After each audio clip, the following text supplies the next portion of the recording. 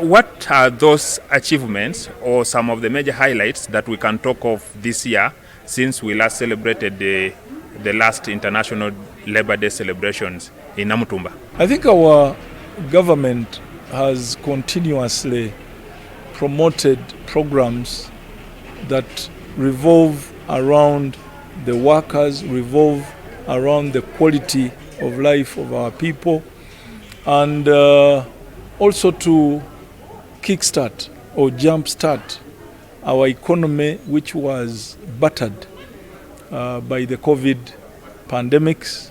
By the time we met last year in Namutumba, we had just had probably a year of opening up of the economy, and that's why government has repeatedly mobilized wananchi to embrace the programs that it has come up with. One of them is the key flagship program of the Parish development model, where government has prioritized making resources available at the nearest point to the wananchi, which is the parish. And 100 million Uganda shillings is being injected into the parishes for purposes of enabling those who are engaged in production access these resources and improve on the investment they are making. We are seeing that institutions of higher learning are now requiring, for example, before students cross to these institutions from maybe A level, they are required to do pre-entry exams. We are seeing continuously there is this talk of pre-entry exams. Do you think what is the issue there? Because if all these have been factored in, I would say the students that are being churned out actually qualify and meet the requirements to enter university. My personal view, and I know that I share this view with a number of the policymakers in education, the leadership in education, my considered view is pre-entry exams from one level to another, particularly for those senior six leavers who are accessing university or these institutions. By the way, even for a senior one who has done PLE, I know there are schools that subject them to another exam before they admit them. For me, it is not necessary. It is not necessary because apart from increasing the burden on this student and confirming that old belief that our education is largely examination driven, there are people who belong to a school of thought that argue that we should even eliminate examinations, particularly at the basic level. We cannot live here without talking about unemployment challenge, of course.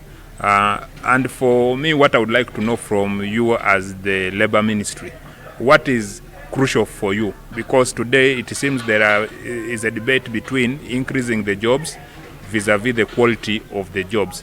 Some people are saying the safety standards, the pay, So what to you should come first?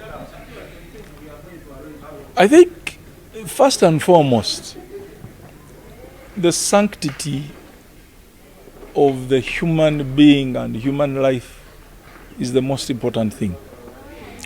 Because for you, even to achieve better conditions, you must be alive. You must be working in an environment that respects who you are as a human being and your worth and value. You could agitate for better conditions, better terms, better payment.